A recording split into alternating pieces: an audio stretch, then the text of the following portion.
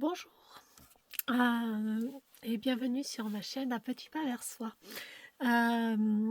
Donc aujourd'hui, je reviens vers vous pour la nouvelle lune qui va se passer en Poisson. Donc là, je vous présente un petit peu moi comment je me la mets en place. Comme je vous l'ai présenté pour la nouvelle lune qui se passait en Verseau. Moi j'aime bien, je suis un peu créative, donc j'aime bien avoir les choses un peu visuelles. Du coup, moi, je me la présente comme ça. Donc là, je vais vous expliquer un petit peu ce qui se passe pour cette nouvelle lune quand même, qui est assez importante du fait qu'il y a quand même beaucoup de planètes en Poisson. Il se passe pas mal de choses au-dessus de nos têtes. De toute façon, je pense que si vous vous intéressez à l'astrologie, dans tous les cas, vous êtes un petit peu au courant de ce qui se passe. Je voudrais pas être redondante là-dessus. Et en fait, il y a beaucoup de planètes cette année qui changent de signe. Je parle en tant que beaucoup de planètes, c'est surtout les planètes lentes et les planètes transpersonnelles qui changent de signe et qui donc vont changer les choses en même temps sur des degrés assez importants.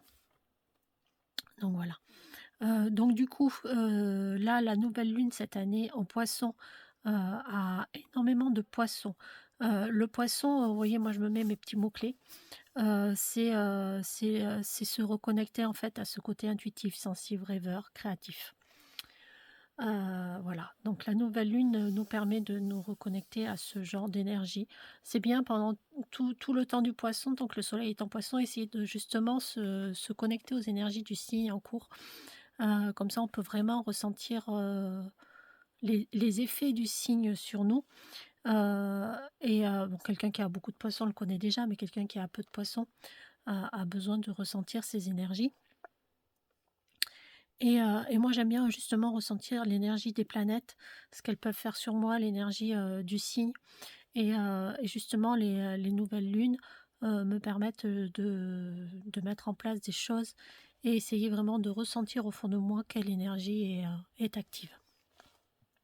Donc, je vous disais, l'énergie du poisson, c'est voilà, être sensible, intuitif, la sensibilité, rêveur, être vraiment dans ses rêves et dans son idéal. Voilà.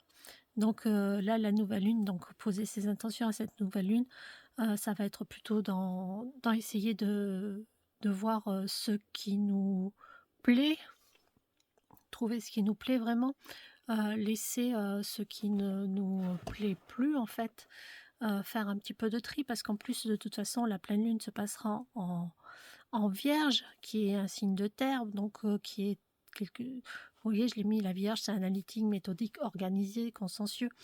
Donc voilà, une fois qu'on aura mis en place nos rêves, qu'on saura vraiment de ce qu'on a besoin et ce dont on rêve, après on pourra voir pour mettre en place les choses, justement pour organiser au mieux ses rêves. En plus, c'est une fin de cycle, donc c'est bien de faire un bilan aussi. Parce qu'après, on va revenir sur le bélier, qui est une énergie de feu, qui est une énergie d'initiative.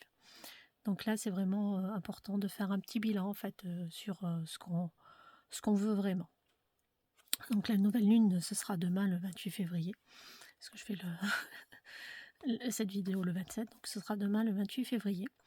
Euh, le, le poisson est lié à deux planètes, anciennement Jupiter et nouvellement Neptune. Donc Jupiter, c'est la chance, la croissance, la foi aussi.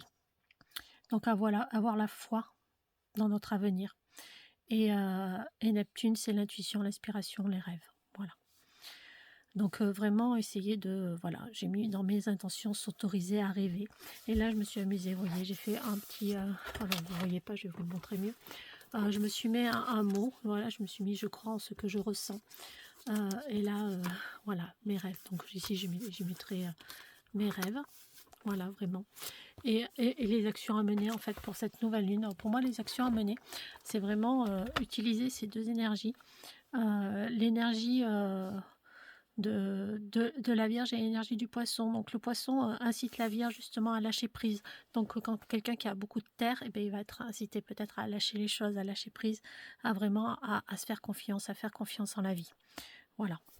Donc moi j'ai mis vraiment, voilà, me faire confiance et créer parce que j'aime bien créer. Donc vraiment essayer justement de lâcher prise sur les créations et laisser vraiment mon intuition agir. Voilà, pour moi c'est ça mon intention de nouvelle lune. C'est rien de très grandiose, hein. Je demande pas une grande voiture, une grande maison, tout ça. Voilà, on n'a pas besoin d'avoir des rêves très très grands, mais voilà, des petits rêves qui puissent se réaliser. Justement, associé à la Vierge pour parce que la nouvelle lune, la pleine lune se passera en Vierge et ça mettra en lumière justement tous ces rêves qu'on peut ou ne pas faire. Donc ça nous mettra peut-être se dire ah ben tiens, ce rêve-là que j'ai, ben, finalement je pourrais pas le réaliser, ou ce rêve-là que j'ai, finalement il est réalisable, donc autant que j'y aille et que je le réalise. Donc parce que et Mercure justement sera plus logique et plus précis dans nos décisions. Voilà. Donc on a cet élément eau, il y a beaucoup d'eau, donc rester comme là dans ses perceptions, dans son intuition, mais pas oublier quand même de rester un petit peu concret dans les choses. Voilà.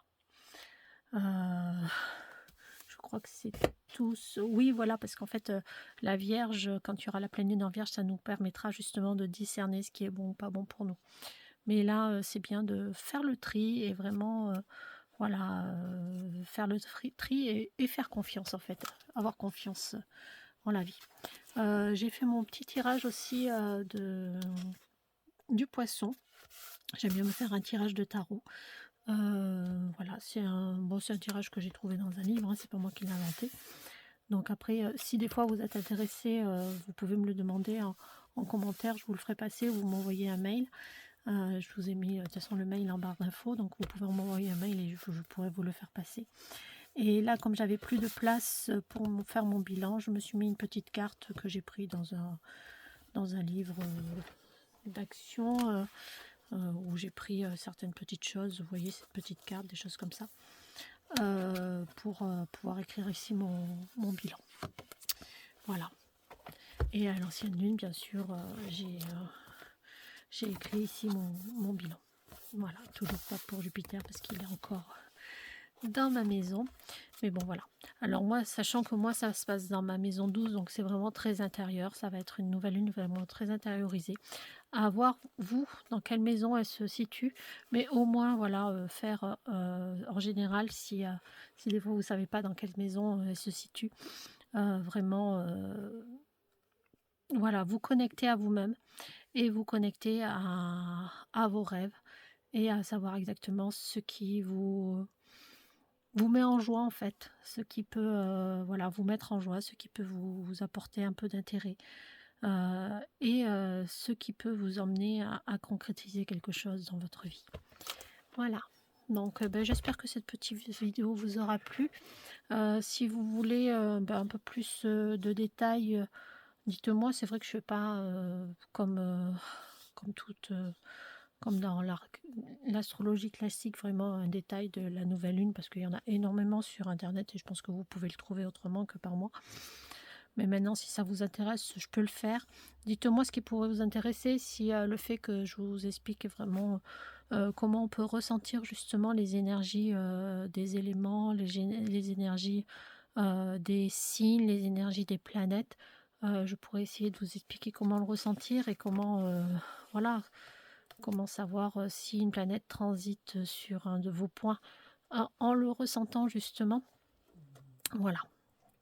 Je vous ferai une petite vidéo là-dessus si ça vous intéresse. Dites-moi ce qui peut vous intéresser. Voilà, mais je vous remercie et puis je vous dis à très bientôt.